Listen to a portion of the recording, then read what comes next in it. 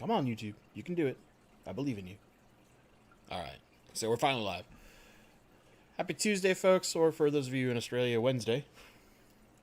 So just a heads up for tonight. After this stream, the Greater Seattle Aquarium Society is having their meeting. It starts at, I think, 7:30, done digitally because we can't do an actual meeting. And they have a noted rainbow person from Australia who's going to talk about keeping Australian native plants. So if you're interested in watching that, it's completely free. It's going to be on the Greater Seattle Aquarium Society YouTube channel, which I will put into the chat shortly. I would have been a much better YouTuber if I was prepared for this, right?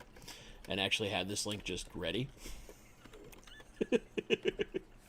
Oh, man.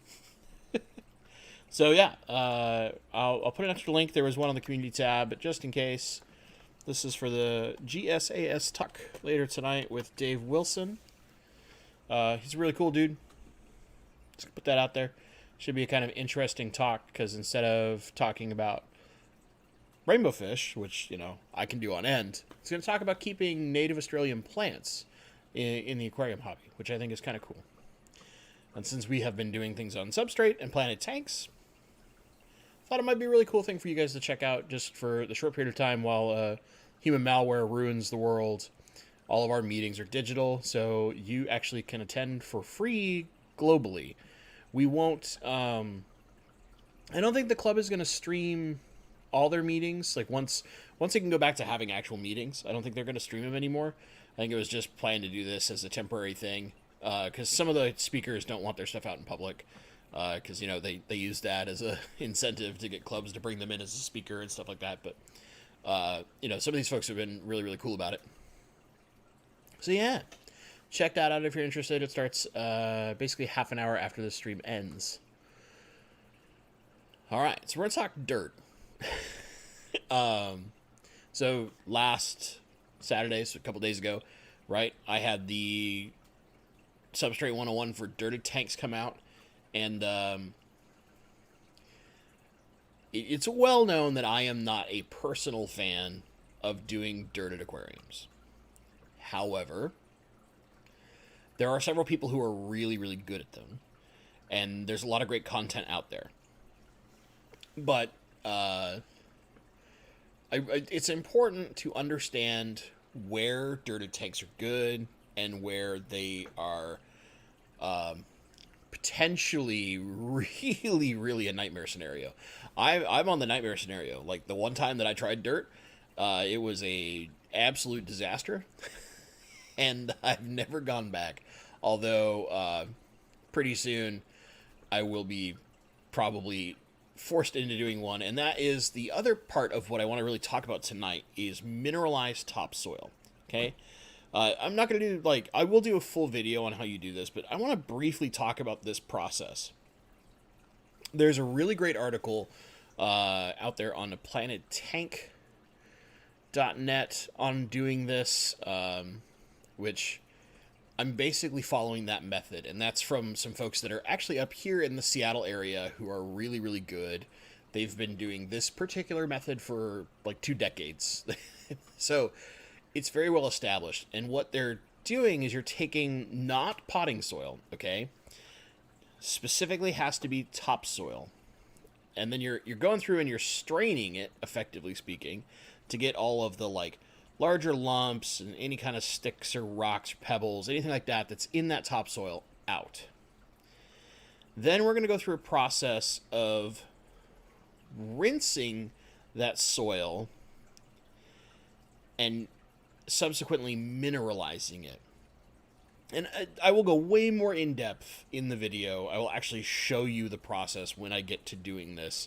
It is a little weather dependent, and in the Northwest, most of the year we get rain, but there's other ways for me to do it. So basically what you're doing is you'll rinse your soil out, right? And you're trying to get as much of any artificial fertilizer or anything that's put into topsoil out.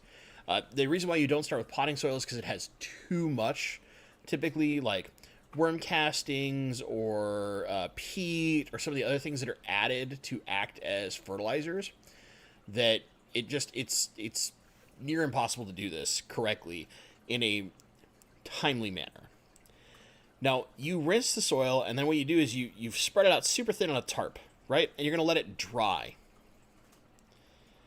And you need to do this between 4 and 6 times, depending on where you are, what your end goal is. Okay? Like this rinse the soil and then spread it out and dry it. Rinse it, spread it out and dry it. Rinse it, spread it out and dry it. And this is like the process start of mineralizing it. Then from there, you put additives into it. Okay? So you'll get it wet, kind of like a mud consistency. And you're going to add things like dolomite. You're going to get clay to help you get iron and laterite in it. There's a specific type of clay you use. Or you can there's powders that we can do, but you really want to mix a certain amount of clay into this because it's consistency that helps this long term. There's some other powders and stuff that you add to help fully mineralize your soil. And then basically some people will like bake it in an oven, but these particular guys, they just take it outside and let it dry naturally, right? You could do this in a warm room if you had something like a dehumidifier running. So like you could put it in a fish room with a dehumidifier if you had the space to lay a tarp out and get it kind of thin to pull that moisture out and dry it out. But realistically, it's easiest to just do it outside. You know, you spread it out on a tarp, let it dry out again. And then from there, you put more additives in the bottom of your tank, right? And you're gonna re-wet it to that mud consistency once more, to where it's like kind of a paste almost, like a pasty kind of mud. And then you put it into your tank, and you would cap it just like you would any other dirted tank. So as you can imagine, I'm briefly describing this process. I'm trying not to go into too much detail. Part of the hassle of doing this is the amount of time it takes. The last time I talked to somebody who had done this particular method, now each like step only takes you maybe 20 minutes to half an hour at a time, but then you need like a full day each time to like let it dry out or let it do something else or whatever it's doing. So it ends up taking like 2 weeks. So you can understand why, like in my dirty tank video, I was like, listen, if you guys really, really, really demand this thing,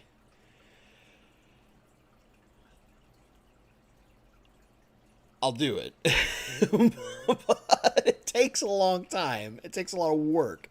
And the work is more just the amount of time spent for, like, one tank. And the way that this is done is usually targeting something like a 40 breeder or a 20 long.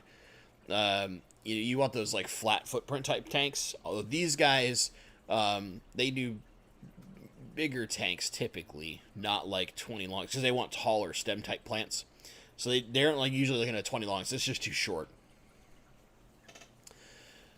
So, and we have Ro in chat, which like Ro has quite a few dirted tanks, has had a lot of success with them. So another good person I would suggest checking out when it comes to seeing what you can do with dirted tanks. Of course, like the person that I would say has the most clout, if you will, or experience, reason to listen to is what I would say is Father Fish.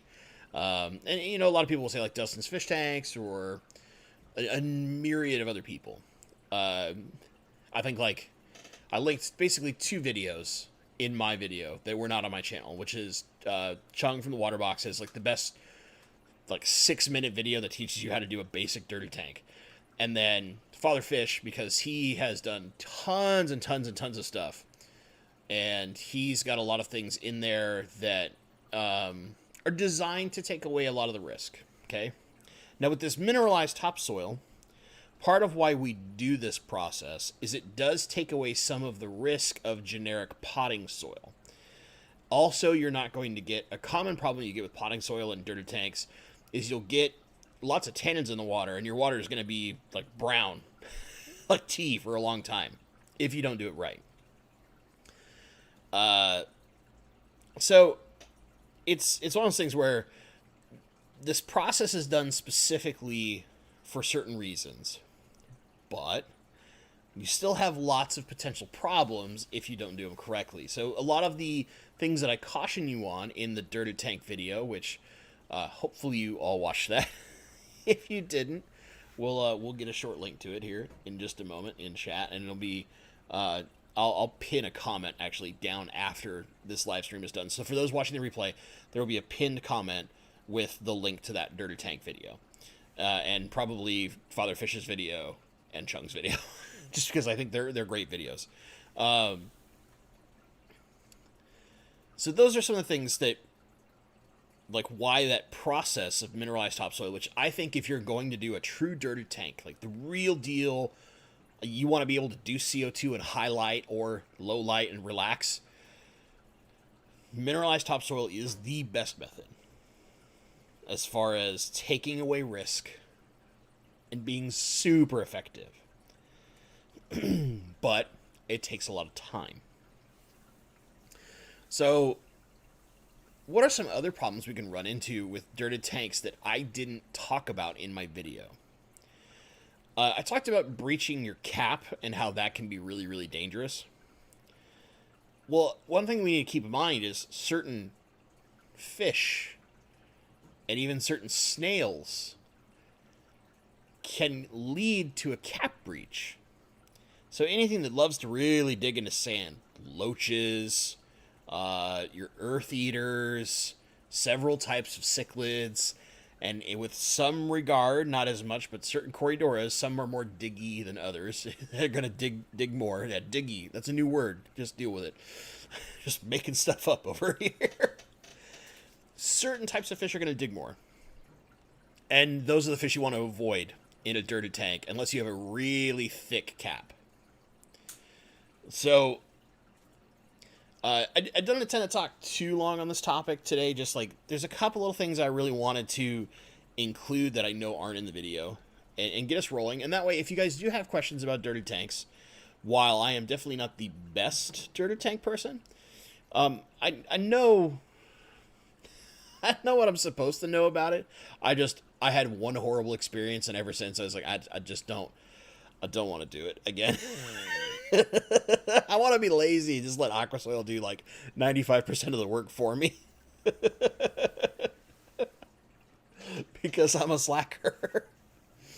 Alright, so with that being said, one little thing I want to talk about, let's see here, and then we'll get into full questions, in which if you do have questions at Bentley Pasco, you see a couple people in chat have been doing that, makes it really easy for me to see what you're chatting about. If you have your question, do at Bentley Pasco, then put your question in. We'll do that in the question and answer session. One little thing I want to show you guys. You might have seen Brian and I talking right before the stream, and we're talking with reason. We're kind of joking around about a fish, all right? And I want to show you this fish because it's on Aquabid right now, direct from Gary Lang. And this is like the newest, most desired rainbow out there. And you'll see why in just a sec. Ready? Ooh. It's so pretty. It's like 3 different fish had a baby in the rainbow world. Because you got that beautiful blue up top like a turquoise. And you got that white belly with that big black band. Kind of like some of the Chilatherina species. And more importantly, that big white dorsal fin. You don't really usually get white dorsal fins with rainbows. They're usually colored. And then the tail is that just bright red, right? You're talking like red tails. We're talking Tuskegee Airmen going on here. Ooh. It's so pretty. But the auction doesn't end until this Saturday, right? So, with the 12th? Is that right? 12th, 13th? It's already 6 fish. 3 pairs are already at $425. Holy shnikes. Got close. Radio training kicked in there. Caught me. But, like, Part of the reason is this is the first time they've ever been auctioned in the U.S. There's only a few people that have them. They're crazy beautiful. They're crazy beautiful. It's kind of like the earwares that I have. Not a lot of people have them, which means I got to breed them. But we all know the inherent joke that is, yes, Bentley needs to breed those fish.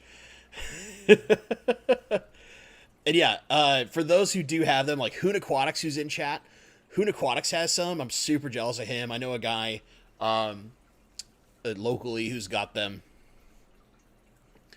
And so I'll be just patiently waiting to get them from him. But yeah, like Hoon Aquatics has them. There's a very few people who have them. They're super, super lucky. And I'm jealous of those people. So now from that, we will open to question and answers. There's already some stuff in chat, which I'm going to hit. There was a note from Ro, which I want to hit on talking about dirty tanks. So this is from Rose Aquatics. Keep an eye on water parameters, especially the water column and floating plants are a good idea in dirty tanks. And let me elaborate on that just a touch. Part of the reason why Ro is saying this is that the big problem we tend to have in dirty tanks is they're so nutrient rich. Even more nutrient rich than aquasoils. Aquasoils are designed to kind of slow release, where dirt doesn't do that. Dirt will just boom, right? But there's so much that it can go, just keep going and keep going and keep going.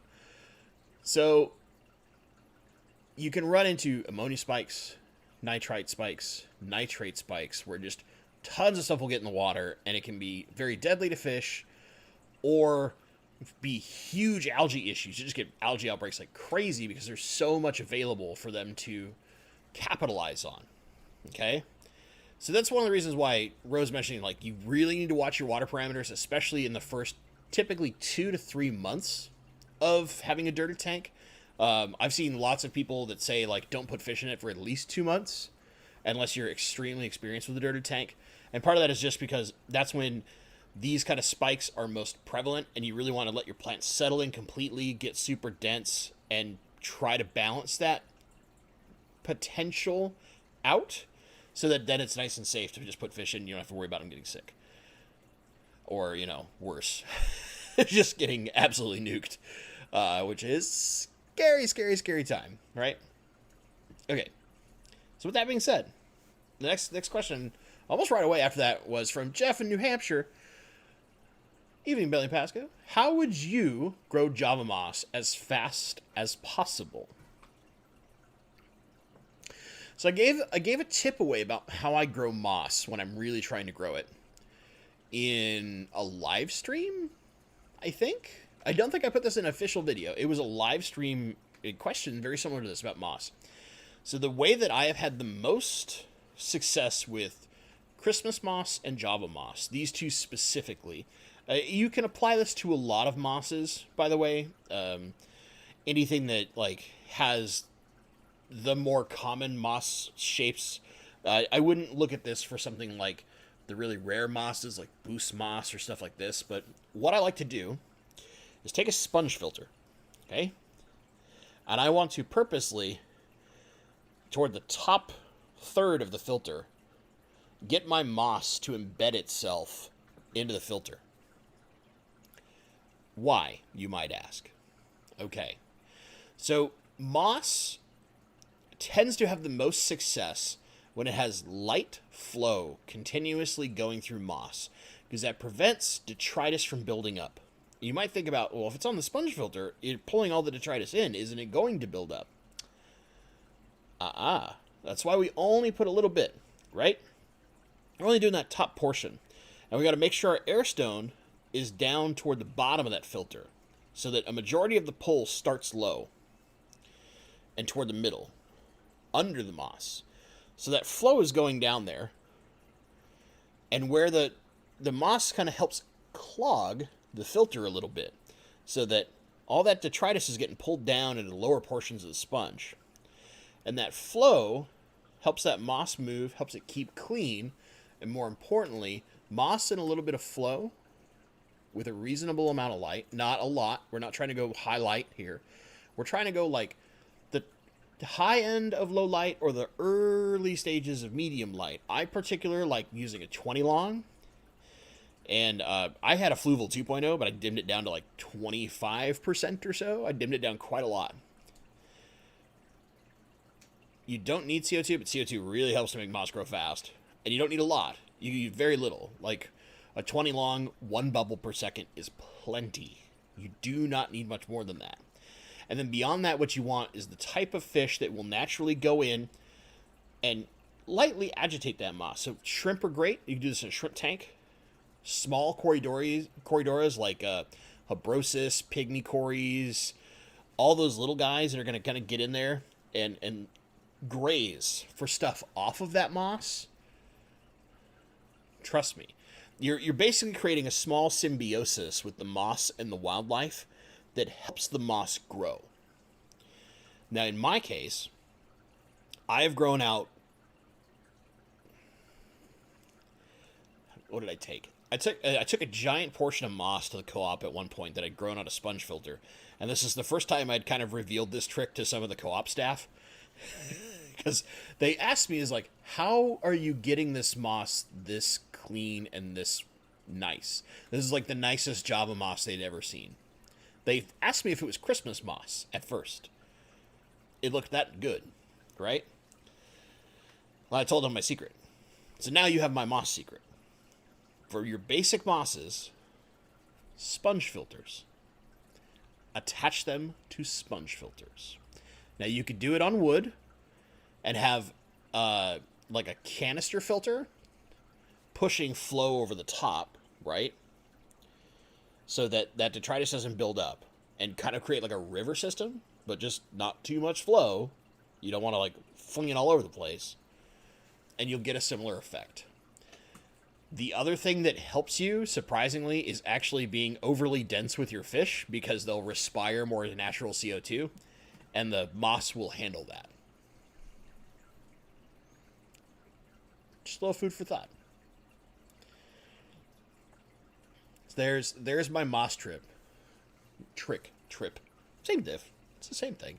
And when I took that moss in, by the way, the amount I took in was a 1 gallon Ziploc bag, literally packed to the brim. And you know how moss is when you get it out of water, it collapses a lot. Packed it to the brim. The co-op made something like 25 portions out of it. It is a lot. It was a lot. And that was 3 months of growth.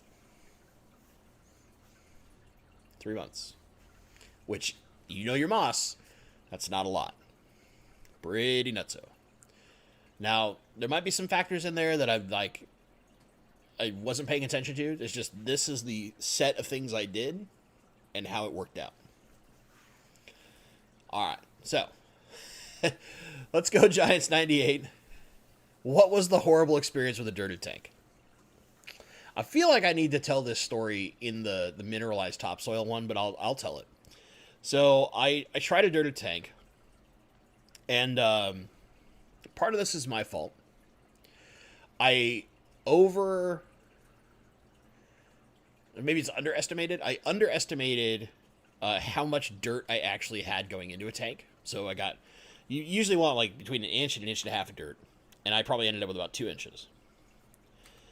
And then the cap I used was a really pretty kind of agate looking river pebble, but it was too coarse. It wasn't fine enough. And what I ran into is every time I did a water change, which I did like 2 before I was so frustrated I gave up, my tank, which didn't have any fish in it, turned into just a disaster zone.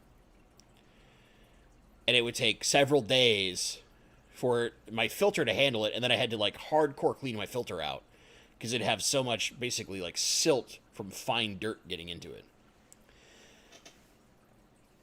Also, massive algae outbreak. Even though I was like, this good amount of plants in this thing was not enough. And this was in a 20 tall, if I remember right. And that tank broke down and turned into something else eventually. Such a nightmare. Okay, so Stephen P. 2003 is asking, Chem Fluorite versus Echo Complete, or is that a secret you have yet to reveal? I actually just shot over the weekend a video where I talk about my favorite substrate and the different things I've tried, and that will be in that. So just wait for that one, please, because I think it's good because there's a lot of detail that I put in there as to why I've made my decisions and what I like about them and what I don't like. And I cover very specifically Chem Fluorite, Echo Complete, Fluval Stratum, ADA Amazonia, ADA Power Sand, Brightwell's Rio Oscuro. There's something else in there too. Oh, the Fluorite Red and Fluorite Black. I cover both types because it does matter between the two. As far as like the common available aqua soils in my area. There's some other stuff that I could get, like Contra Soil or any of those, but they're all basically the same. Like all the ADA clones are basically the same. There's only a few that are actually a little bit different, and Brightwell is one of those, and I cover that directly. Before I forget, thanks to Brian for the super chat. You're watching on the replay, buddy. We'll talk more rainbows later. I know we will. Woo! Chat jumped. That's how I know I'm way behind. It's chat jumped on me. I want to make sure I'm not... Yeah, so a little comment about rainbows. Mike Stambaugh talking about, have you noticed the prices on good rainbow fish lately? Like, for instance, Centoniensis, which I have, thankfully, from Dan.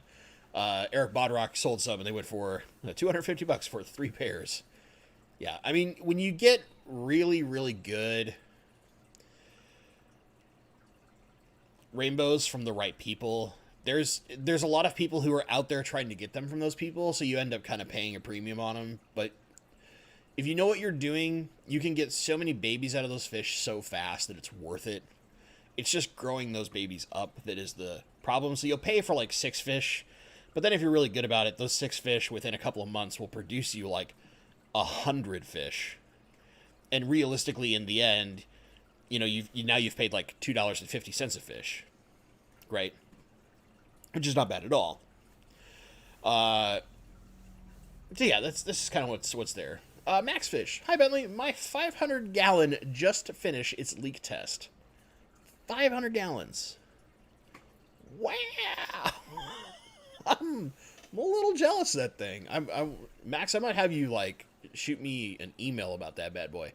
I'm about to go dirted tank. You're gonna go dirted tank in a 500 gallon? Whoo, boy. Was thinking of using aquatic garden dirt. So I'm assuming that's a brand because you're asking me my thoughts on it. I'm not familiar with it specifically. So keep in mind, I'm not the best dirt person out there. I would actually talk to Ro, since Ro's in chat. Or what I would look at, this is the video that comes out this Saturday, and I talked about it in a live stream 2 weeks ago, is potentially, instead of doing dirt, look at a product called Safety Zorb. There's a small process you go through to basically charge, as we like to call it, charge or mineralize it with fertilizer so that it doesn't strip your water column like crazy. But from there, it looks kind of like a nice gravel appearance. It's very easy to plant in. It lasts a super long time, and it's dirt cheap. Like, as cheap as it is to go buy dirt. Sometimes cheaper. I think I've paid more for a bag of potting soil, the same kind of organic potting soil you would use in a tank, than you would for Safety Zorb. You can get giant bags of Safety Zorb from like a Tractor Supply company for like $10 to $15. It's insanely cheap. So, just a potential option. I'm not saying like don't do dirt. If you have experience with dirt and you know what you're doing, it can be very effective. I personally would not do dirt in a tank that large, just because I know the risks of dirt, and if I'm not perfect, it could be a nightmare to resolve, like the potential algae outbreaks or anything like that. But It sounds super cool. I'm just going to put this out there. My email is bentley.pasco@gmail.com. Email me about this bad boy. I want to, like, show me some pictures or something. I want to see this bad boy. It's 500 gallons. You're playing at my heartstrings of something I want deep down. This is a giant, massive tank.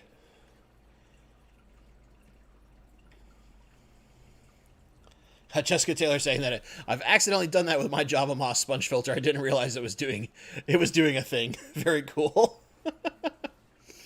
Yeah, and Rose also mentioning, this is another thing, part of why the sponge filter kind of helps mimic growing moss at the water line. So one of those things that it's pretty good. And for the Sci-Fi Swordsman to follow up, I actually like the same sponges that like you'd get from Gemco, or the ones that Co-op used to carry, but now they have their own. The slightly finer ones, what is it, like the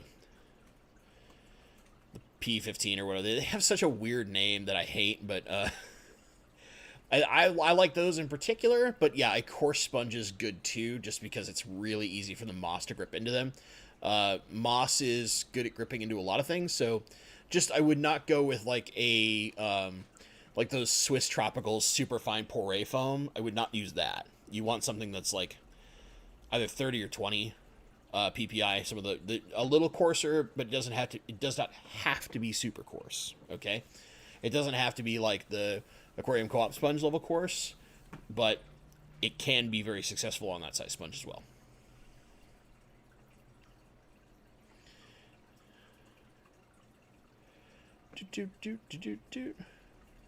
Lots to talk about moss. It's good to know moss is popular. Oh, this is another one, a Cancer Train, which your name sometimes, I wonder. But especially he keeps his moss clean with scuds, which I think that's actually like super smart. A cool trick I learned from Preston John, the puffer god as I like to call him, is with sponge filters. You put them in a tank not running, right? You just put the sponge in bare with scuds, and they'll go and they'll house in it, and then you can literally just pull with a small container, pull the entire sponge out and go put it in a new tank, and they'll slowly make their way out as live food for your other fish. Get super sneaky. Super sneaky. The other Tiffany. Welcome, by the way. I think you said this is your first live stream. Welcome, welcome. I have heard a couple of high-tech plants that are said to need CO2 to grow. How do they manage to grow in the wild without CO2 injection? Okay. So I will answer this question kind of generically and yet very specifically at the same time. A majority of our aquatic plants, and by this I mean like 95% of them, do not grow fully submerged. They grow immersed. So they'll grow in like marshes where they're only partially submerged for almost basically the entirety of their time. And very rarely are they fully submerged. Even things like Amazon swords are very rarely fully submerged, even in the flood seasons, just because of where they're located. Now, sometimes they are, but it's for not a very long period. So part of what makes those plants super successful, right, is that they're getting atmospheric CO2. Well, there's way more CO2 in the atmosphere. It like currently is something like 400 parts per million than you're ever going to push into water safely. Water just can't hold that much. Now, a lot of the other ones that will, for a period of time, be submerged is because they're in river systems. River systems move and churn their water so much that just like it's going to put oxygen into the water, it's going to put a bunch of CO2 out of the atmosphere too. So naturally, you're going to have higher levels of CO2 and oxygen in that high churning water than you are in an aquarium. Because even if that flow looks really gentle, you're talking about, the Amazon, for example, is hundreds of thousands of gallons a second moving through the Amazon. That level of flow and water is something we cannot possibly replicate in an aquarium. We just can't. And even like the Congo, for example, where we get lots of things like Anubias and Bulbitis lives in this area. Very similar. You're talking about the deepest river in the world. The amount of water, even if it looks slow in those areas, is so much that we can't replicate that in an aquarium, and that that like slower movement at the water surface where it doesn't seem as we're not talking like whitewater rapids here, right? It's still so much movement at the surface that it is naturally incorporating lots and lots of CO2 and oxygen and even nitrogen out of the air down into the water column. So that's why the big thing is that, like, aquariums, in order to push that much that you would in the wild, you would have to have ridiculous water changing going on. You'd have to have, like, literally a continuous, like, 400 or 500% per day water change from, like, well water that is nutrient rich and being injected with CO2 to start mimicking, even at a remote level, some of, like, the simple, lazy streams in the wild. Which is nothing compared to the big rivers, and even some of the lakes, right? The lakes typically don't have plants that need CO2. They're almost exclusively found in river and creek systems. A lot of times they're in systems like some of our crypts in Borneo and our moose, where the water can change like 3 feet in a day. And most of these plants spend at least 75% of their lifespan out of water entirely, or barely have their roots in water as they sit on rocky surfaces in their water systems. So I hope that helps understand why some of those plants truly do need CO2, because they get so much from the wild that we can't really replicate in an aquarium without injecting a level of CO2 that is safe for our fish.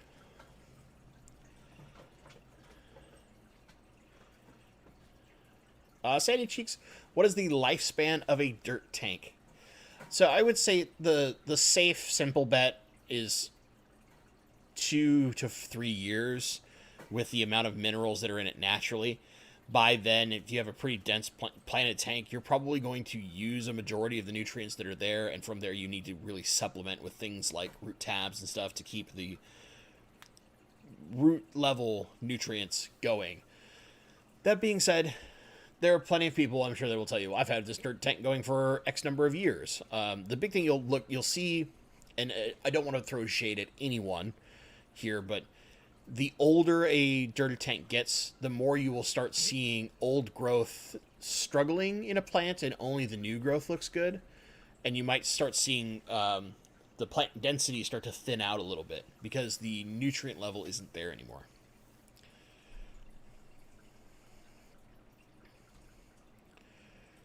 Oh, chat keeps jumping on me. You guys are active today, man.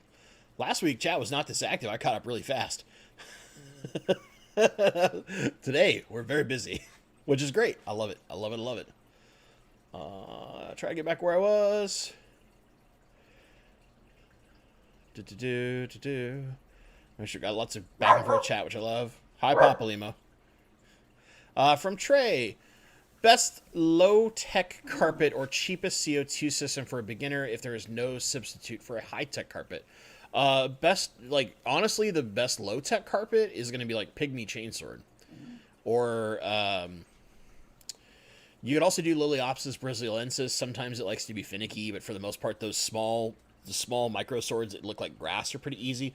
You can also look at,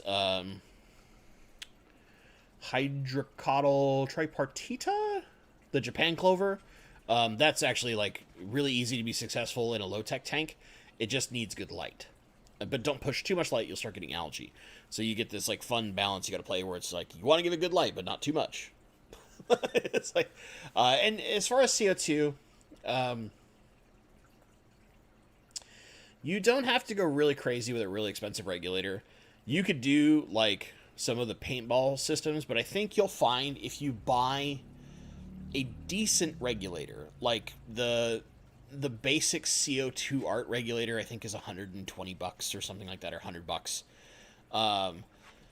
And one like 5-pound CO2 tank.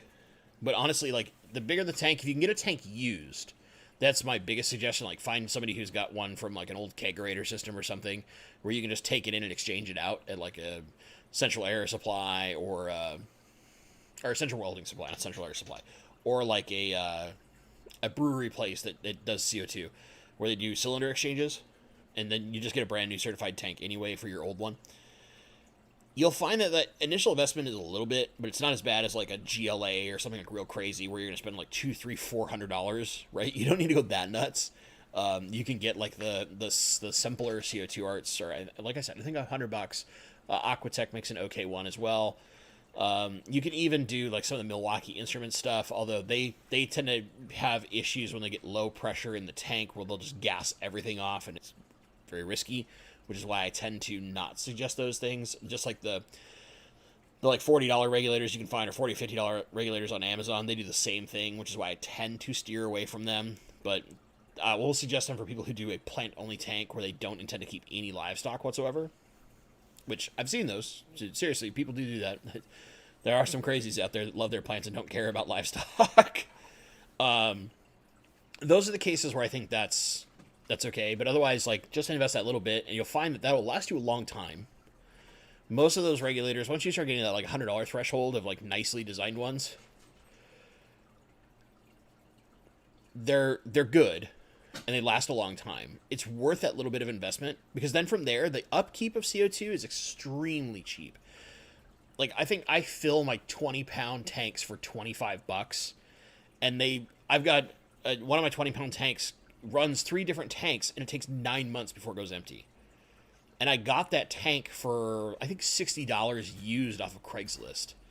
And then I just took it to a cylinder exchange empty, paid the $25, and that first tank lasted me 9 months. And then from there, like, you know, now it cost me basically, what, $32 a year, roughly speaking. It's like nothing. Nothing for running 3 tanks on CO2. But you don't have to have CO2. It's not required. Let's see here. I want to get some, there's a lot of, we have a few questions asking you about specific YouTubers, and I'm kind of trying to dodge those in favor of some other questions, just because, just in case I can help fix things. Hayden Tran, do you use Laterite in your aquariums? So, I don't often supplement Laterite, but if I am going to do one, if I'm going to do like a really Crypt heavy tank, yes, I will use Laterite in some way, shape, some kind of iron supplement in some way, shape, or form. It's not always specifically Laterite, although that's the easiest way, right? But I will do some form of iron supplementation at the root level if I'm doing like a really Crypt heavy tank. Otherwise, Seattle's water has like nothing in it except iron. And there's not a lot, there's a little bit. So I just dose liquid iron because it tends to be enough for the plants that I like to keep and the way that I keep my tanks. And even then, you usually don't need very much. Like most of the plants, even the most iron hungry plants, unless you're doing like crazy CO2 and super high light, they're not going to use a lot of iron. They need a lot of the other various nutrients first.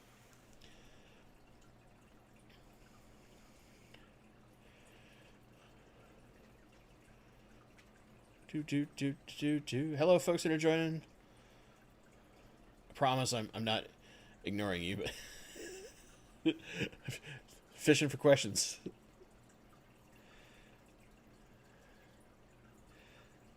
Hey, Ro, you're most welcome about the CO2 and plants. Okay, so Jeff Chambers, this is actually kind of a comedically fun question. What is the PAR of the sun? So PAR, reminder, PAR is photosynthetic active radiation. PUR is photosynthetic usable radiation. So the plants will get bombarded by so much, but they can only use so much, right? In Seattle, at the water surface, on a cloudy day in shade, so just think about the levels of light removal we're talking about before we start hitting the water. The PAR of the sun in, I think this was done in October, was 4,500. some of the most expensive, most powerful aquarium lights out there might be 450 par at the surface, when it's perfectly clear and there's no obstructions from the light to the par meter.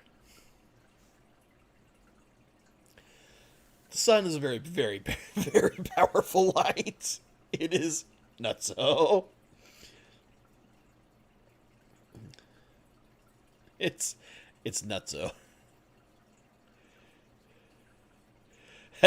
Preston John, it's weird to hear my name on YouTube, but way weird to have God attached to it. Hey man, you're like the. So let me stress why I say those kind of terms. So I come from a gamer environment, and more specifically, when I was young, I used to play competitive fighting games a lot. I was never like super good at them. I could win local tournaments as a kid when a lot of people weren't very good. But I could never, like, competitive fighting game now, for example. I just don't have the hand speed anymore. And even when I was younger and I was at my best, I had friends that would just, like, smoke me. They were so good. But those guys play, like, the big fighting game tournaments every year now. They are some of the, like, true professional players at that stuff, right? So, it's, of course, they're going to smoke me. In that realm, the best players are referred to like as like the gods, right? So like some of the original best players, or some of the Japanese players, like Daigo Umehara, for example, known as the Beast. He is like basically just like the Street Fighter god. And there's a couple others who are like that. So that mentality and that terminology, just because it's so rooted into like my childhood, comes into my aquarium. So like I refer to Gary Lang as like the rainbow fish god of the United States. And just like you would have in Germany, it's either Johannes Graf or I guess Europe as a whole, really.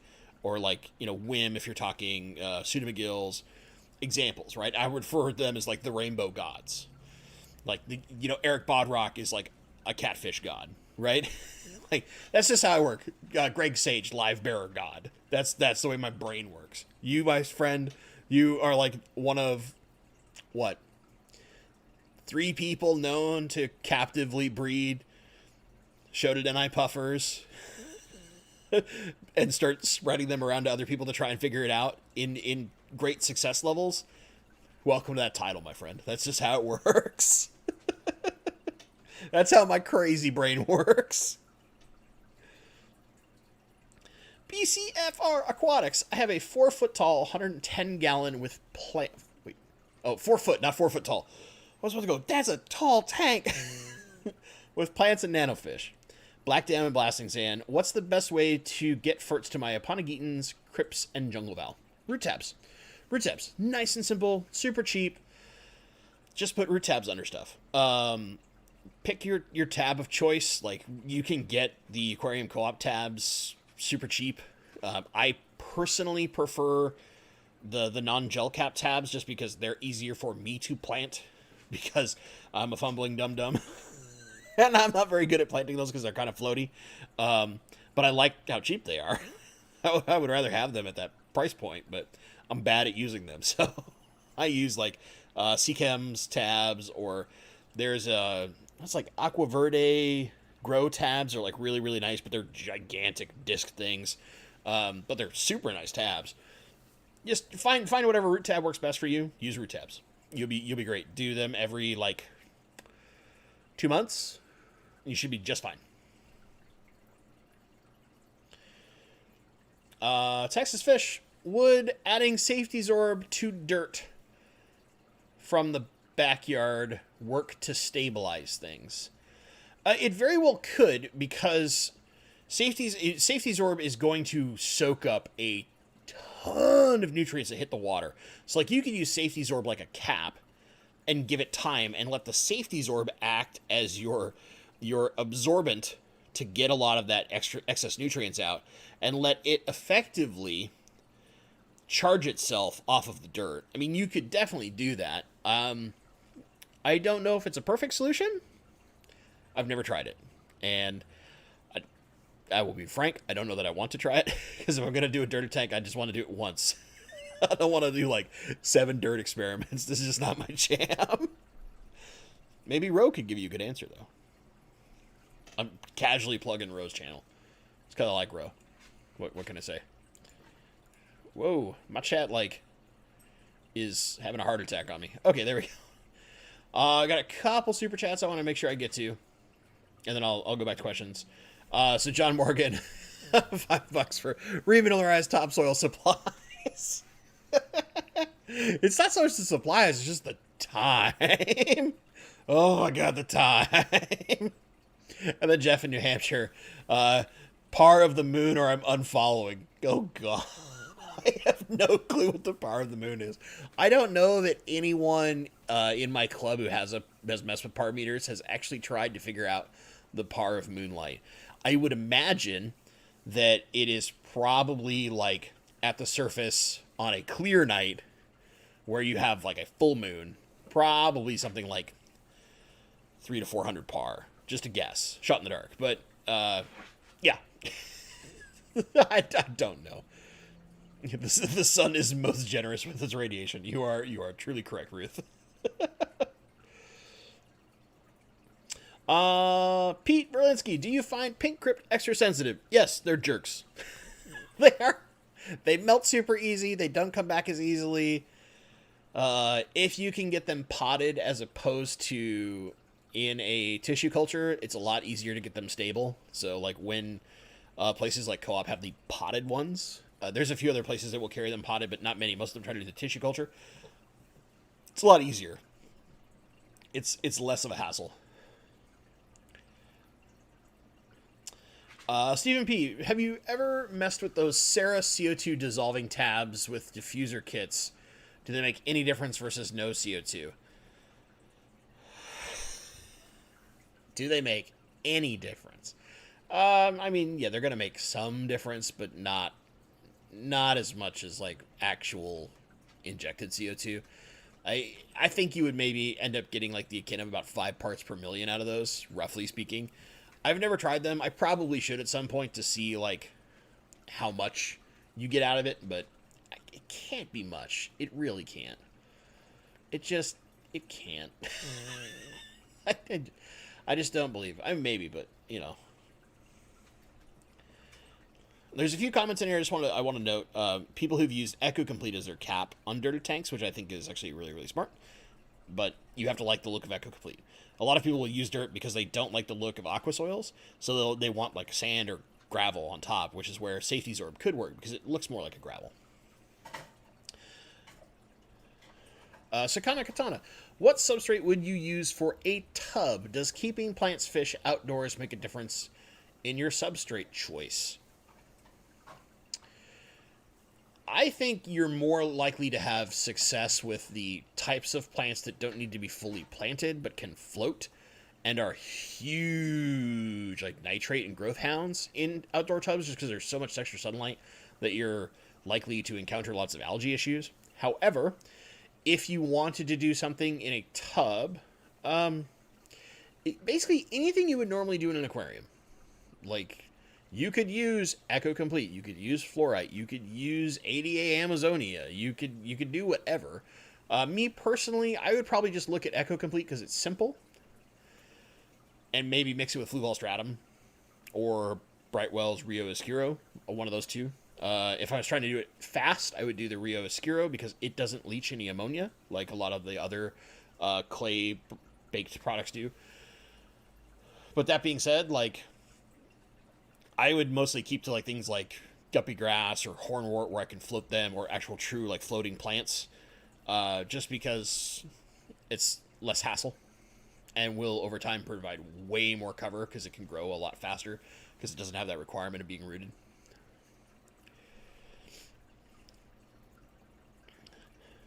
Just my thoughts on it. Bible WordPress. Penley, Mortal Kombat 3, bring it. I was not a Mortal Kombat player. I was actually really bad at Mortal Kombat. I played King of Fighters, I played Street Fighter, I played Samurai Showdown, and I played the Dark Stalkers series. So those are all, and then later on,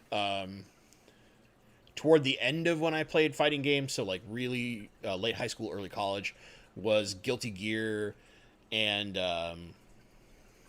Blaze Blue. So like really combo heavy, really intense games. I was never super good at those because it's toward the point of where like my capability versus other people that I played with was nowhere near on par with those people, and I would just get my face smashed into the table left and right. But they were fun to play, and watching those guys play because they're so good was really, really fun. Stupid, I'm the most mediocre button masher on my block. Oh man. Rob Jovic, have you ever had M. sicuensis? I just bought 9 from Eric Bodrock and excited to see what they look like. So I've looked at the sicuensis at one point. I actually thought about buying them from Eric Bodrock, and I chose to buy a different fish. And the reason why I chose to buy a different fish is because Gary Lang was coming into town. And so I just saved all my money and bought like 6 species of fish from Gary. And then I had no more space. So I like that fish, though. I think it's really cool. It's just one of those things where it's like, I got to play the space game versus like, do I have another fish that kind of looks sort of like it? Versus is it like completely unique to everything else I have? I do like the fish, though. I think more people should have some of the weirder rainbows, because a lot of them you see them in person versus in pictures, and they're so beautiful. Like Melanitania bowmani is one of my best examples for that, where like in person they're gorgeous.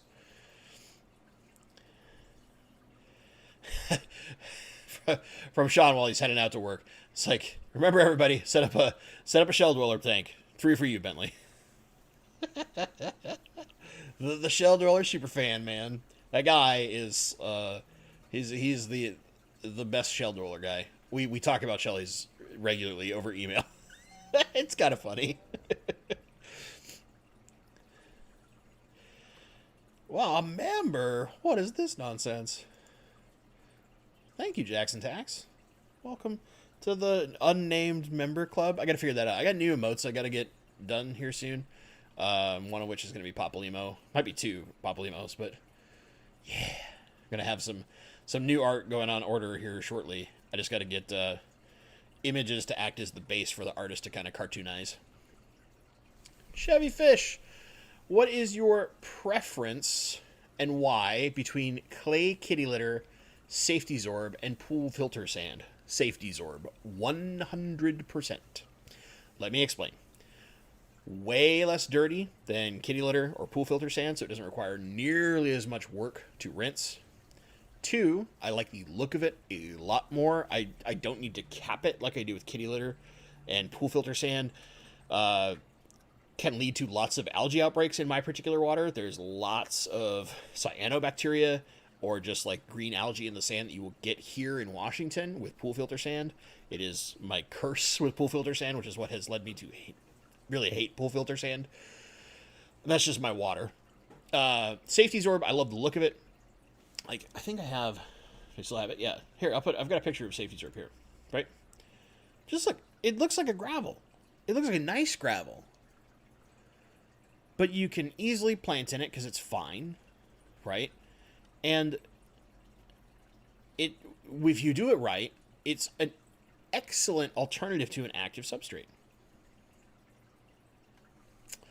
Hard to say no. And it's good for cories. It's good for cories. It's good for loaches. They can dig in it and won't hurt themselves. It hits a lot of... I have a specific tank that will eventually get done with Safety Zorb, and I'll go really deep on like Safety Zorb and how to charge it and all that kind of stuff. It will be a tutorial video. It's going to be a while, guys. Like we're talking 2021 kind of stuff. This is after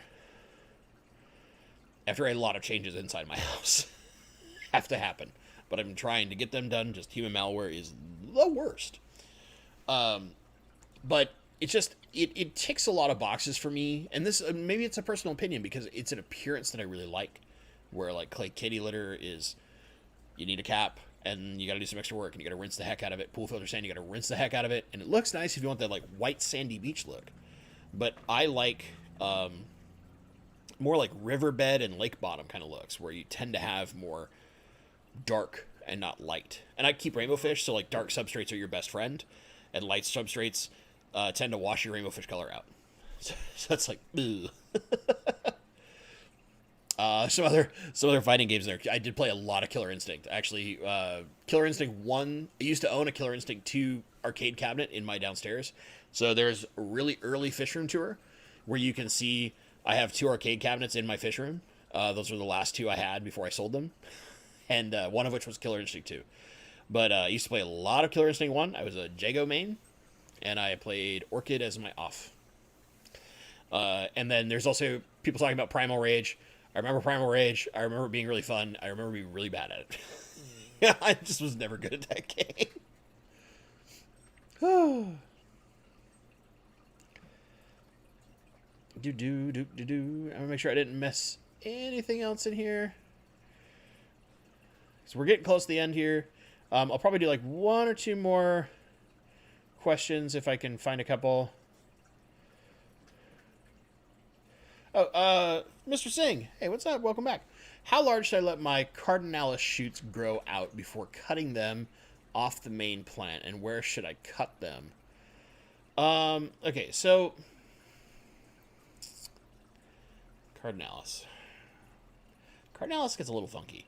But basically, if you get it to like 6 to 8 inches tall, you're good. And then just look for a good like halfway point to create a starter.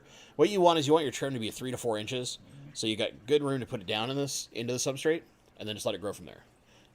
Typically, you treat it a lot like most stems as far as how to trim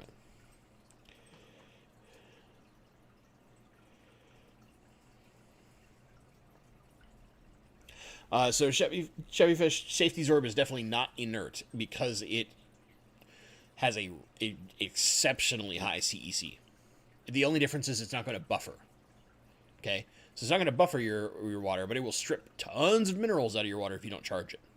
So it could, in theory, soften your water a lot because it will just strip tons of minerals out. Chat jumping like crazy.